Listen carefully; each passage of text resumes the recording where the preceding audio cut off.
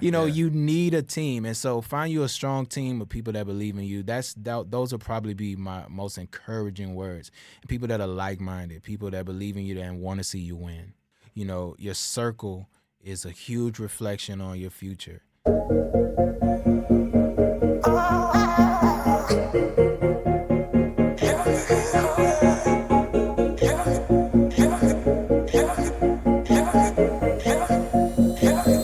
All right, we're back with another episode of The Buzz. I'm your host, Sherwin with Gospel Music Buzz. Follow us, Gospel Music Buzz, on all social media platform. Y'all listen, man. Today's a good day. Actually, not a good. Today's a great day.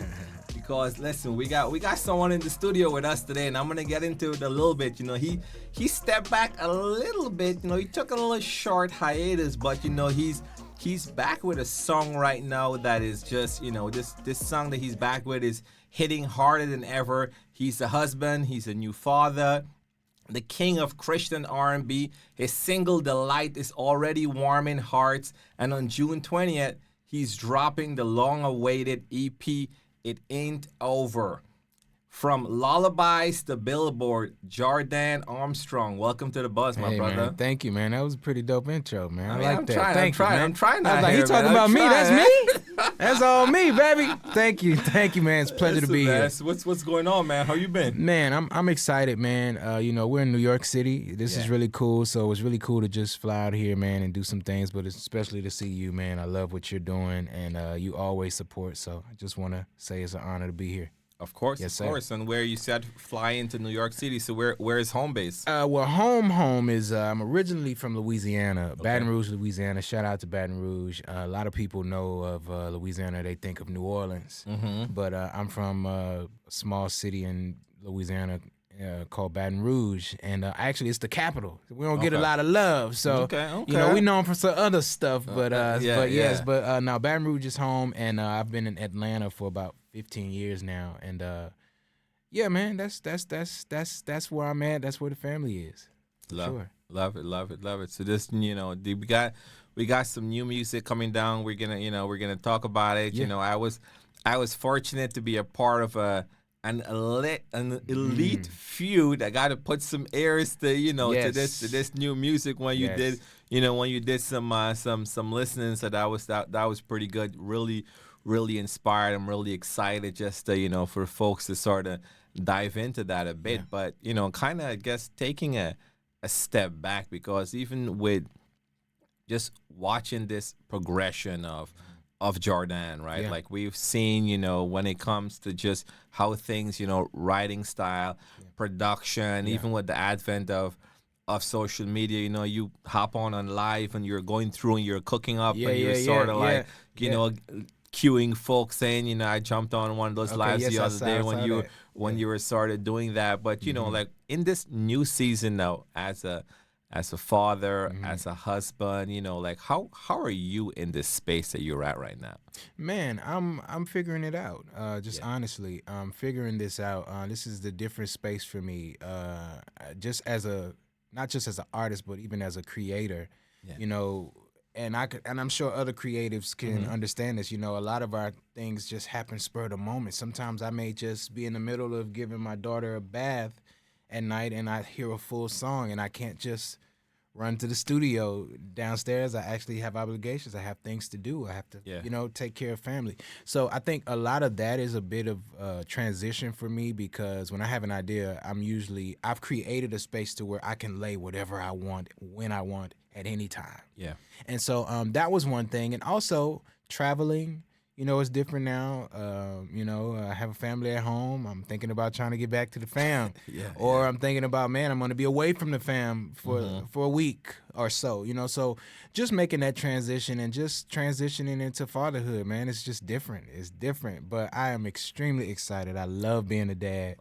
And I agree. It is literally one of the greatest gifts God has ever given me, is to be a father. And so even back to my relationship with God, it just made me a better man. And now I can understand a lot of how God fathered me, how he fathers me. He's patient with me. My daughter, sometimes she just doesn't understand things. He's gentle with me. And so I'm the same way. So it really strengthened my relationship with God, honestly, becoming a dad. And you know, from the last release that you did, I guess it's not a full year, but it was, you know, sometime maybe in between with that. How was that reset for you? Whether it's, you know, spiritually, mentally, you know, like physically, how was that reset? Man, I went through boot camp, a spiritual, mental, physical boot camp. And this is something that, you know, a lot of us, we don't really want, but it's so necessary for where God is trying to take us. And so, you know, I always would say, you know, there's that storm, and then there's this crazy storm, but then there's a beautiful rainbow. Yeah. You know, like that's what it's all about. And so I think I went through that type of situation in the process of from that project to where I am now. And I'm actually grateful for it. It was rough. I was in the wilderness. I'm telling you, man. Like, I'm serious, you know. And honestly, you know, I didn't lose my house. I wasn't bad things weren't happening in that way, but it was just such spiritual warfare with what I was going through in my life. I was just growing. God was literally stretching me.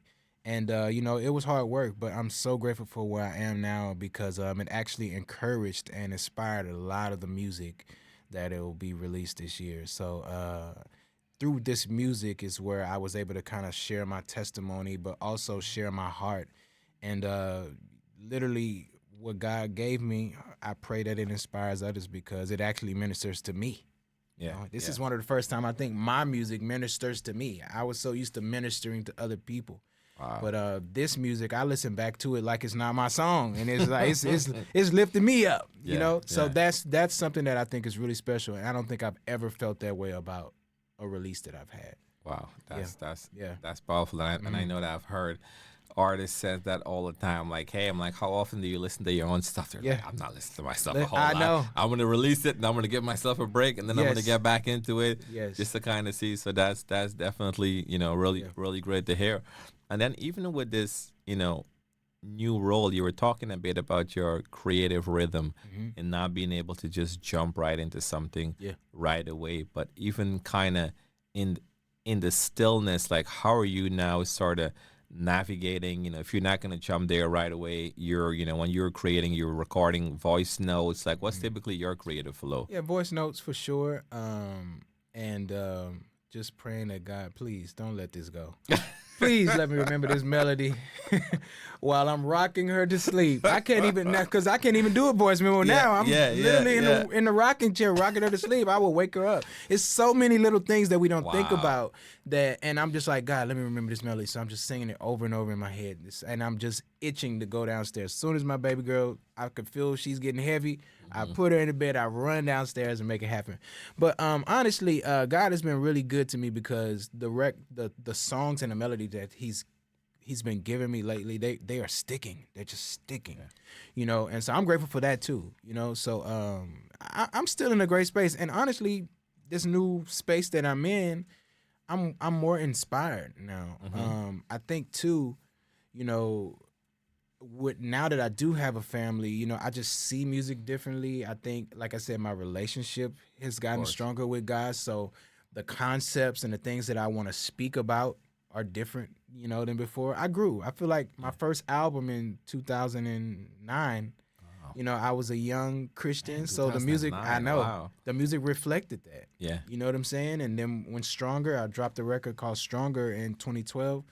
I was stronger. I was a full adult. You know, the music felt different, and so on and so on through projects. And I feel like this project now that I'm working on is me as a grown up. Yeah, you know, I'm a grown man now. I literally have a family, and I think this is the mature Jor'dan Armstrong. And you know, I still have my moments where, you know, I'm gonna pop my stuff, you know what I'm saying? I'm still Jor'dan Armstrong. Yeah. I mean, you still got the swag. I'm still gonna do that. You still got your swag. We see it. That's a part of me, but I think that, you know, the space that I'm in now, and just, you know, the way my life is now, you know, you're gonna really hear it, and you're gonna hear my heart through the music.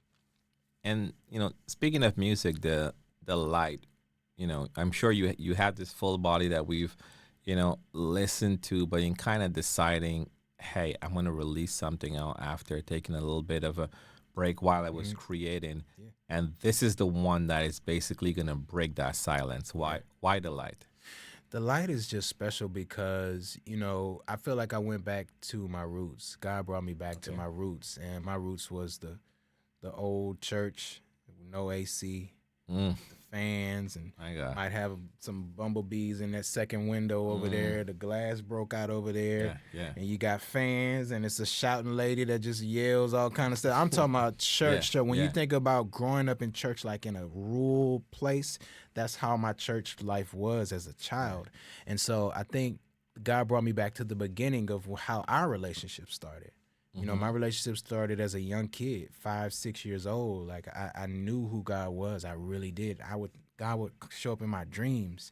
He would tell me that I was going to be a minister and I was going to pastor people. And I still to this day, I'm like, Lord, you told me that. And then he said, well, you're doing it through your music. Yeah, of course. Sometimes I have to realize that this is my ministry. These records are my sermons. Literally, and these are records and these are songs and things that are changing and helping people through their lives. So anyway, that's kind of something that I felt was very important to me, and so I always knew I would do this. This is what I saw, like I said, in 2008, 2009, and I'm just grateful to still be able to do what I do, the way I do it, Of course. the sound that I have, the way that God uses me to reach people, and people love it. I'm grateful. I really am. No, yeah. I mean, this song, "The Light," is out right now.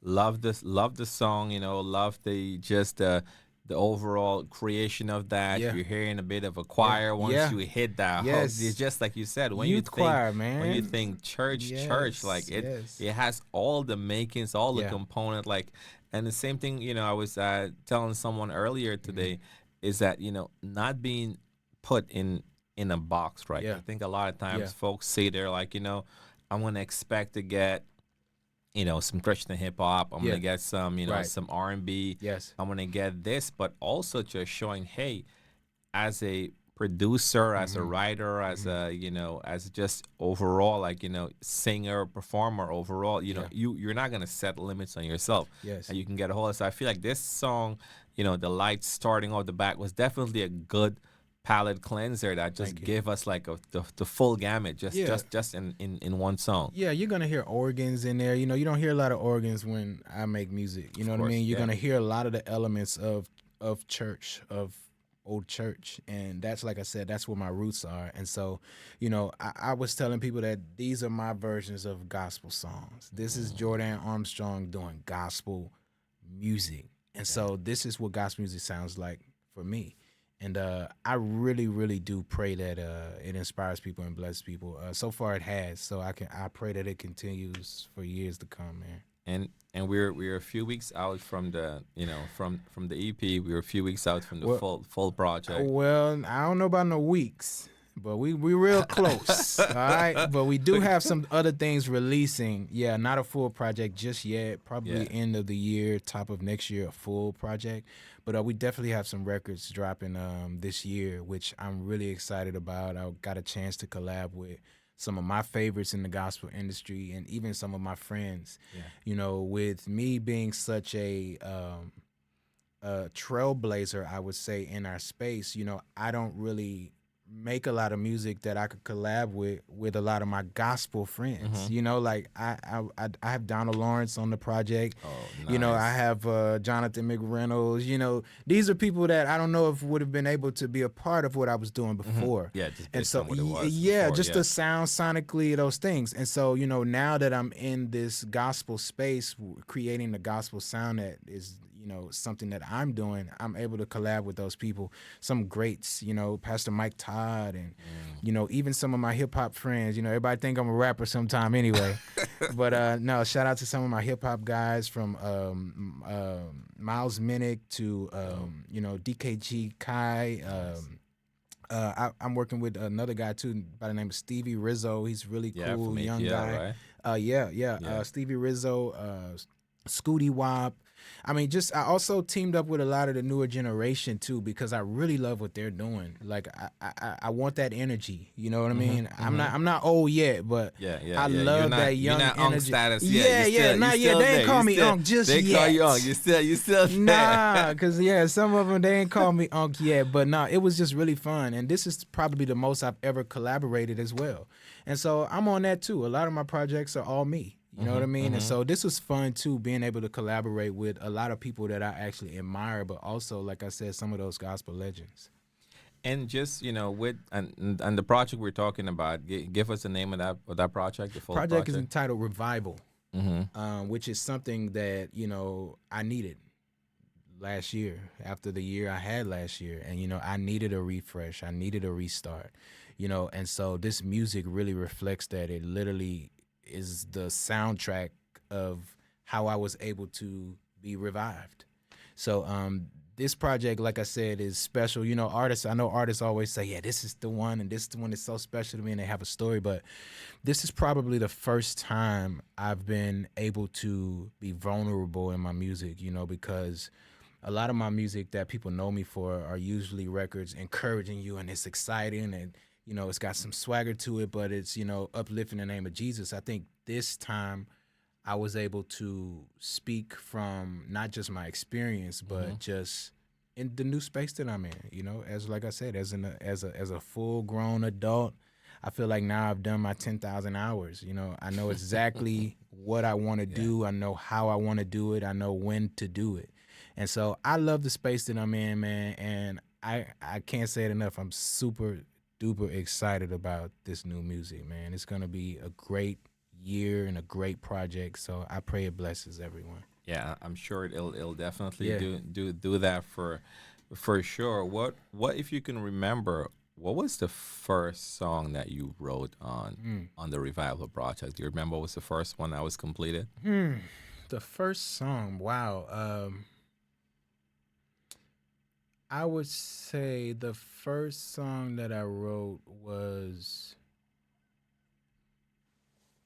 I don't know. I think it was The Light. It was. I believe it was, because The Light really just kind of set the tone for everything after that. Because once we kind of knew, and when I say we, I mean the team. Like once we kind of knew this is kind of the space, we'll probably kind of ride that wave. Go through it. Yeah. It kind of set the tone for the project.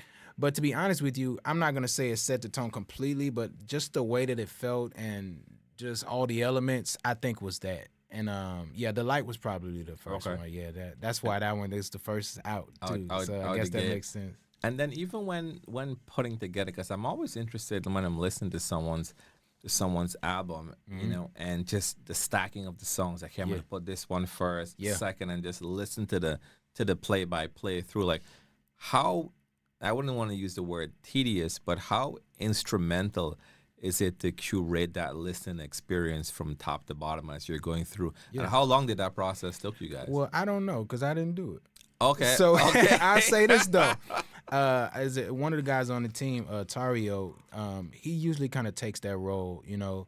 I like all of the songs. Yeah. You know what I'm saying? So I want every song to be before that one or that one or that one. And I love the fact that he's not just a part of the team, but he also he listens like a listener.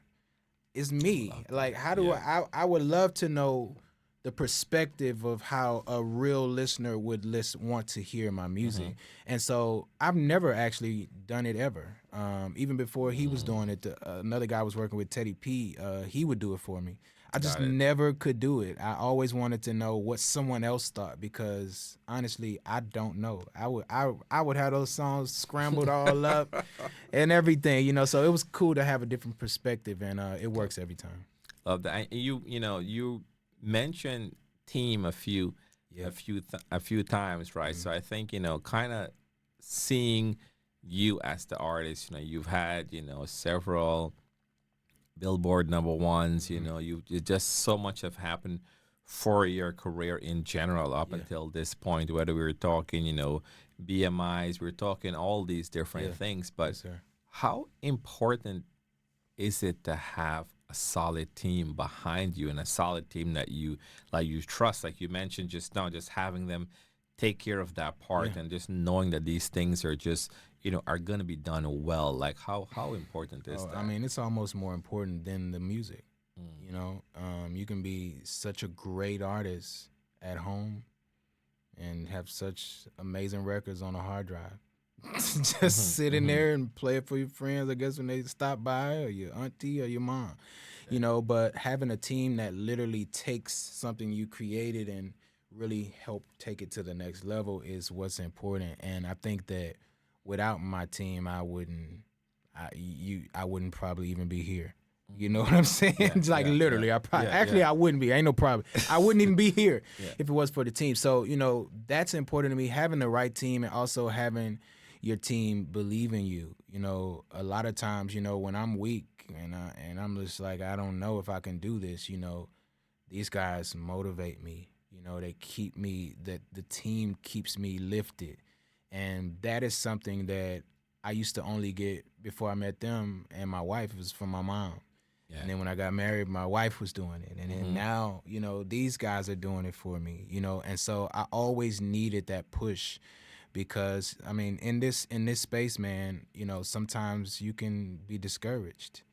Sometimes you're looking at the business side of this too. You're looking at numbers and you're looking at stuff and trying to meet quotas and also trying to supply and, provide for your family. It's a lot of things. And so, having a strong team to keep me encouraged and keep me lifted is almost the most important thing of it all. Yeah. And I guess the follow on to that also is going to be too that, you have a work ethic, I would say, that is unmatched because, whether we were seeing you promoting your stuff, visuals, when we were seeing you creating on the fly, when you were seeing you just doing all that. So, having a team, but also you showing up and putting in that work day to day, I'm sure that plays a critical part in it, in it of itself as well too. For sure. And you know what? I show everybody my strengths. That's what I show y'all. The weak stuff you'll never see. I'm never gonna show you my weaknesses, So I have my guys here for that. My team are strong where I am weak, And so when I show y'all me, I'm gonna shine, And so that's important too because I do want people to see that, but I also want them to hear that, you can't do it alone. You need a team. You need people that believe in you. You need people that know things that you don't. You need people that are strong in your weak areas, and that's what I believe makes a team. And so, like I said, without them, man, I wouldn't be here. So shout out to Luis Cortez and CQ Management. And I keep hearing that name all day. Don't you hear it all the time? I don't know who this Cortez guy is. These guys are out of control, man. They must be doing something. Hey, listen, I'm just here. I just play ball. I'm with you. I just play ball. When people say the phrase or the words Christian R&B, your name is one. Just Christian R&B in general. Your name is one of the first that would come up. But just kind of, you mentioned bringing in the younger generation within your album, but just also too carrying that mantle because when your song first came out, just that type of sound. When it came out at first, folks didn't really, same with CHH, folks didn't really know how to gravitate towards that. Like, is he safe? I don't know what's going on. What is he doing? But, over time, would you feel as if now that, you've been carrying this for a while, over time, would you say the industry has sort of gotten to a place where they're susceptible to this and it's, really where you felt when you first started to where you are now? Like, do you think it's gotten much easier? Absolutely. I definitely see it as much easier. I'm going to tell you one thing, and I don't even know if I shared this with anybody else, but I feel like 2020 shifted a lot of things in our genre, in our culture, and everything. I think a lot of people, even though we weren't going to church, we weren't able to step inside of a church, a lot of people got free. I think that a lot of spiritual bondage and the way that church taught us how to act and how to be, a lot of that stuff kind of was pushed back, and now we were actually able to kind of be who we are as people. And so I think that lightened what the sound is that God has given me, and people like Maverick City, or these people that can just, now we can wear hats in church. We couldn't even wear no hat in church. We couldn't even have a hole in our pants in the knee in church. We couldn't wear sneakers in church. Now things are different. I think I think it actually helped a lot, and so people are a little bit more now acceptant of. I don't know if the word. People accept this better now, and so I think that changed a lot, but also, we have people like you who give people like me a platform. People like the Willie Moore Juniors when we go to radio. People like Darlene McCoy. These are people who actually understand a person like me and give a person like me an opportunity to be on the mainstream. And so that is something that I think that is different from when I first started. I think there were a lot of people that didn't understand a person like me. Now, the new Christian looks like me. We wear caps, we got braids, we what I'm saying? We got the Bible on our phone, you know what I'm saying? You know what I mean? It's different now. And so I love that space. And I think that space is more like, okay, I'll give it a listen. I'll try it out. Church girls love R&B. I don't know, 10 years ago, they might have been throwing stones at me, but now it's like, okay, yeah, church girls actually do love R&B. Let me check that out. You know what I'm saying? My grandmother was one of the most saved women of all time.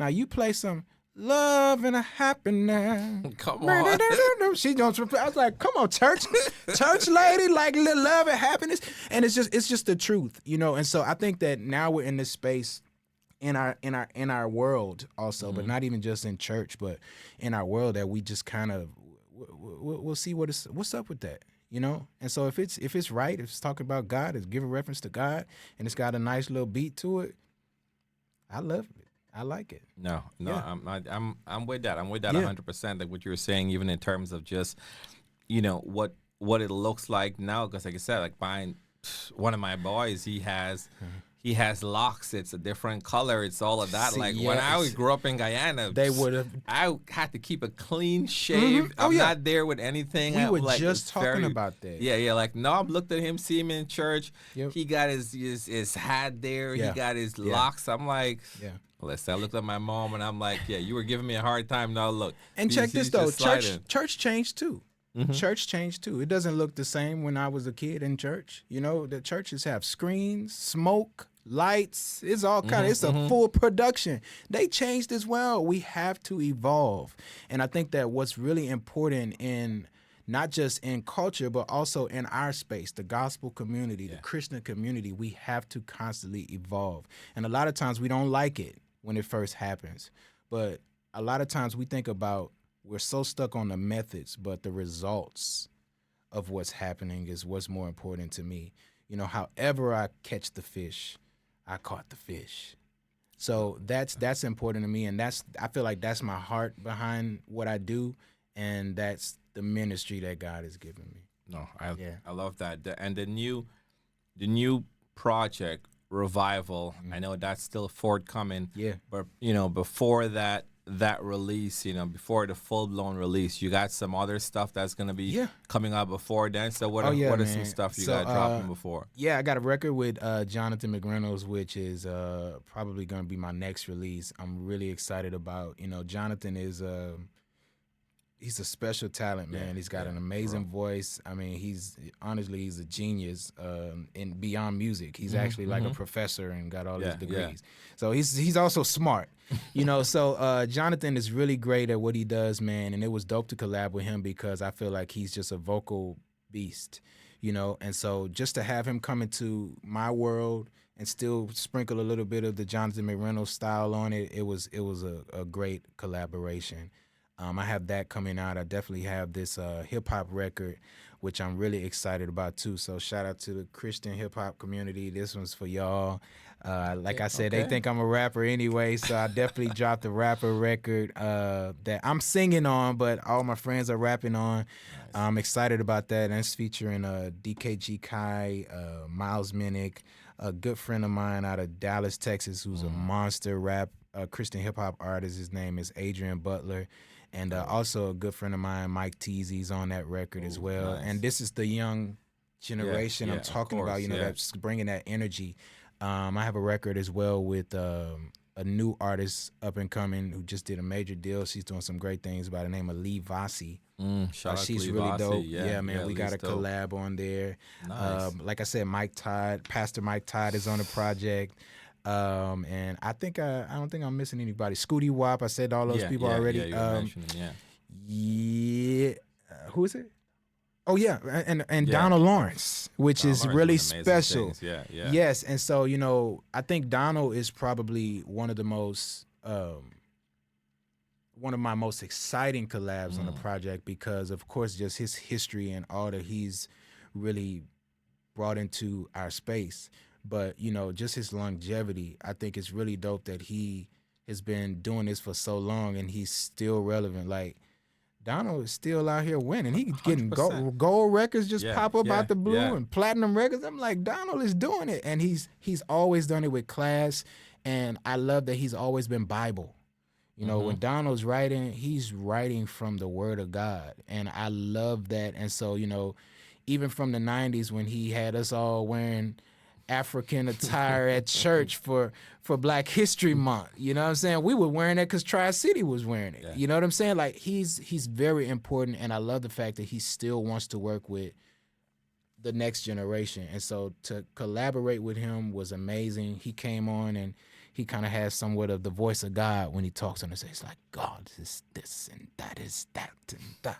And I just loved it. I told him, talk your talk on this song, and he did just that, man. And I pray it inspires people. Man, that's gonna be exciting just to again give it a full listen and really get into that. Because again, when you're thinking Don Lawrence, you're thinking CHH, R&B, you're thinking all of these things. You're like, how are the two gonna song together? It's a revival, man. It's a revival. It's a revival. I saw what you did there. I saw what you did there. Yes, it's a sir. revival. Yes, sir.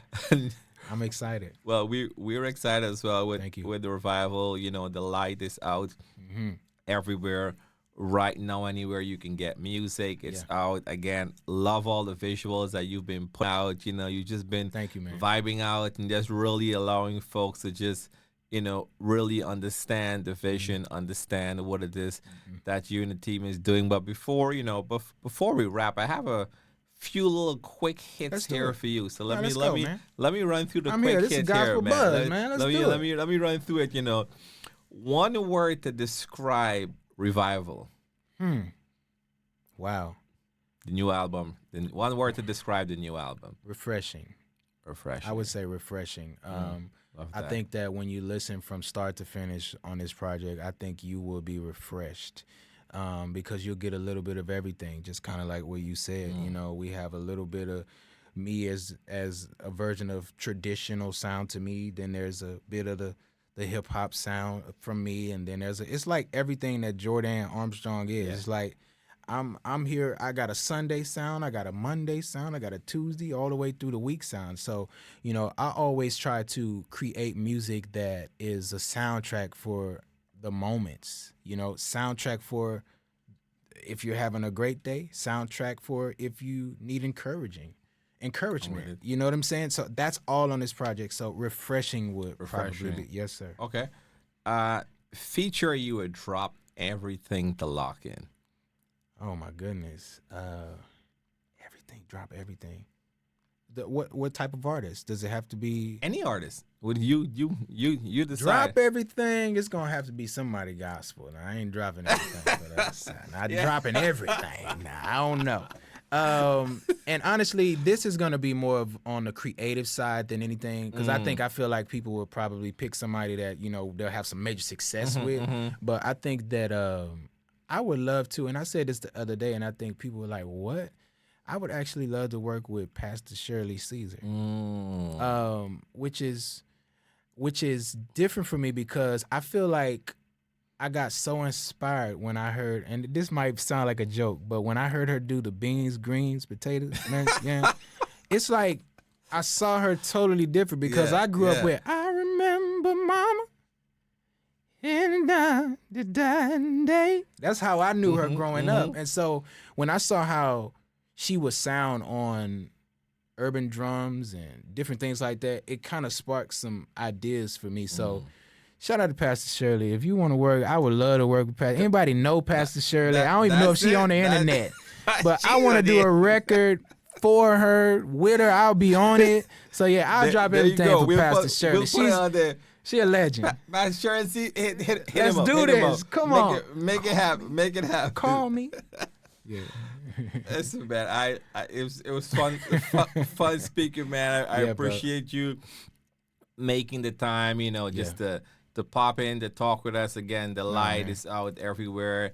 Revival is coming. Yes, sir. More information on that. Revival is coming. Any final words you want to say to the people anywhere they can catch you next? Like anything you want to? Final words is kind of what I already said, but I find you some good people to be around, man.